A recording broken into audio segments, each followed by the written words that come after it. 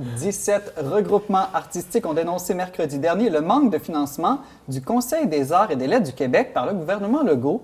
Notre question choisie par Antoine Malenfant cette semaine, l'État devrait-il financer les arts? Antoine, qu'est-ce que t'en penses? Ouais, je me lance là, dans la mêlée. J'avais envie de vous poser cette question-là parce que souvent, quand on entend un problème, là, manque de financement en santé, manque de financement en éducation, la solution, c'est on se retourne vers l'État, on supplie pour avoir plus d'argent là, qui nous tombe du ciel comme ça. Les artistes sont pas spéciaux, en tout cas pas dans ce domaine-là. Quand ils veulent du financement, ils se tournent d'emblée vers l'État. Est-ce que c'est le rôle du gouvernement de subventionner? Moi, je pense que oui, jusque dans une certaine mesure. Et là, tout le débat... C'est pas un absolutiste, c'est pas zéro l'État ou tout l'État. Et c'est encore plus vrai dans le contexte historique du Québec, où à une certaine époque, il n'y avait pas de mécènes canadiens-français, là, en tout cas, ou très peu. C'était très peu développé, des riches, des industriels qui étaient capables de financer cette culture-là. Ça prend une élite pour avoir des mécènes. Or, pendant longtemps, l'élite est anglophone, donc on imagine qu'elle finançait moins l'art ou la culture francophone. Je vois mal comment un riche banquier anglais de Westmount là, financerait Paul Piché dans son nouvel album. Tu sais, c'est pas... c'est assez inusité. Donc, l'État a joué ce rôle-là pendant des années cruciales. Est-ce qu'aujourd'hui, on aurait une élite financière ou une élite tout court qui serait capable de un peu prendre le relais, on pourrait dire par le biais des impôts. C'est déjà ce qui arrive. Ouais, les gens vont dire qu'on est déjà parmi les plus imposés et taxés en Amérique du Nord. C'est pour ça qu'on se tourne vers l'État. Mais toi, tu dis, pourquoi on n'interpellerait pas nos nouvelles élites économiques, les entreprises, les gens d'affaires? Ça existe déjà. Donc un peu plus les arts. Ça existe déjà. Il y a déjà, tu sais, je pense au nouveau pavillon là, au Musée des Beaux-Arts qui a été financé par un riche industriel du monde des mines. On ne se demandera pas précisément comment il a fait son argent. Là. C'est pas ça le débat. En faisant des trous, là? Ouais, en creusant, j'imagine. Là, en tout cas. Chercheur d'or. Ça a marché pour lui, tant mieux. Mais là où je voulais en venir, c'est... Ah oui, c'est ça, c'est que toutes les données le prouvent, là, comparé au Canada anglais, aux États-Unis, on est largement en retard quant au mécénat des riches au Québec. Mais cela dit, je suis d'accord avec Antoine, sauf que ça prendrait pas à un moment donné, je ne sais pas à quel point il y en a, mais là, on a l'impression que le gouvernement donne à tout vent à n'importe qui fait de l'art, puis l'art, là, ça a le dos large. Là.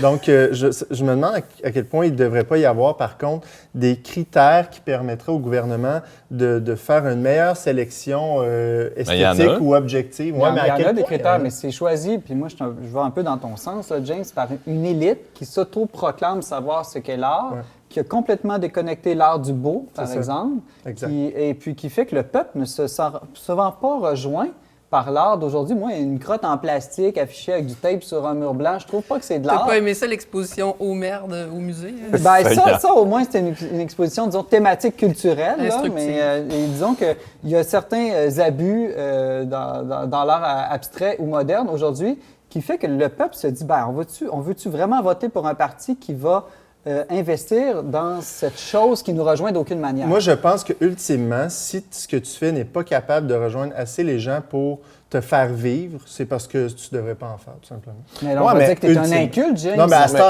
c'est sûr, les plateformes, tout ça, gruge l'argent, etc., c'est une autre question. Ça, c'est que tu présumes que la population, et là, j'inclus toutes les classes sociales, là, les gens plus fortunés, moins fortunés, tu présumes en disant ça, James, que la population a une éducation, une conscientisation, a les codes, ce qu'il faut pour apprécier et contempler le beau. Mais je regarde... Donc, ça devrait être l'État qui devrait leur dire « ceci est beau, ceci est pas beau ». Je dis pas que ça devrait être l'État, je dis juste que c'est l'ensemble des acteurs de la société qui ont un rôle à jouer là-dedans et ça commence beaucoup dans les familles. Tu sais, l'État québécois là, investit pas tant que ça en culture. Là. C'est 1,9 milliard, là, c'est beaucoup de sous, mais c'est 1,32 % du budget. C'est rien. Pas beaucoup en architecture que j'ai vu, c'était le dernier sur la liste. C'est épouvantable. Ça explique bien des choses. Mais non, mais c'est vrai. Par contre, ça fait un effet inverse quand le gouvernement investit, par exemple, pour ne pas la nommer, Marie-Mé. Tu sais, donne des subventions à Marie-Mé. Investi en Marie-Mé, plutôt. Là. Oui, on va dire ça. Mais l'État est en train de mettre comme modèle aux Québécois, voici Marie-Mé, ça c'est de la bonne culture et c'est ça que vous devriez juger comme beau et bon. Ouais, mais... C'est une belle fille. Non, mais l'autre point que je trouve problématique, c'est qu'au Québec, on se tourne toujours, comme tu l'as dit, Antoine, vers l'État, mais on finit par penser que justement, c'est à l'État de s'occuper des artistes. Alors qu'il faut apprendre, éduquer les gens à apprécier l'art et à payer le juste prix aussi pour les produits culturels. C'est ça. Et peut-être que c'est plus d'éduquer dès l'enfance les gens à apprécier le beau, à apprécier l'art. Moi, mes parents, ils ont investi dans mon éducation culturelle en m'amenant au théâtre, à l'orchestre quand j'étais jeune. Bien, aujourd'hui, je trouve ça normal de payer 100 $ pour un concert de musique classique. Mais quelqu'un qui n'a pas été éduqué à ça, il va trouver que c'est complètement exagéré, puis il va demander à l'État de lui payer des concerts gratuits. Mais après ça, il y a un autre aspect, là, c'est que si l'État finance les artistes, s'ils veulent avoir une dimension un peu plus critique ou révolutionnaire ou politique dans leur œuvre, bien, comment sont-ils libres réellement de le faire? Tu sais, je pense à Pierre Falardeau, qui voulait faire des films sur l'histoire du Québec. Puis aussitôt qu'il y avait le mot Octobre, quand il a fait son film Octobre, là, les gens shakeaient au Conseil des arts il n'obtenait aucune subvention, puis il voulait faire des films. Ou à l'inverse, soit il y a de la censure, mais moi je le vois dans mes demandes de subventions universitaires, des choses comme ça. Soit on finit par savoir que si on place tel mot, si on place tel thème, bien, on a beaucoup plus de chances d'obtenir de l'argent. Donc, des fois, c'est une orientation aussi qui est donnée aux artistes qui ne serait peut-être pas ce qui leur vient naturellement, normalement. C'est super ce que vous dites, parce que c'est vrai que l'artiste a un rôle prophétique. Puis s'il est lié par son financement étatique, ça va peut-être limiter ses prises de parole, une prise de parole libre. Mais c'est vrai aussi de la part d'un financement qui serait exclusivement privé ou provenant d'industriels, où là, on n'aurait aucune critique du capitalisme sauvage dans lequel on se trouve. On aurait des artistes qui seraient à la solde de leur patron, qui seraient les industriels. Oui, il y aurait plusieurs mécènes différents, alors que le gouvernement, c'en est un unique avec une seule idéologie qui met de l'avant. Et c'est peut-être là où je reviens à mon point, où ça prend l'ensemble de la société civile, des familles, des organismes à tous les niveaux, des agents de la société qu'on dit, là, qui participent à la culture, à l'art. Et mon point, c'est pas... Moi, je suis d'accord que le gouvernement dépense plus d'argent, mais je suis d'accord que tout le monde dépense plus d'argent en culture.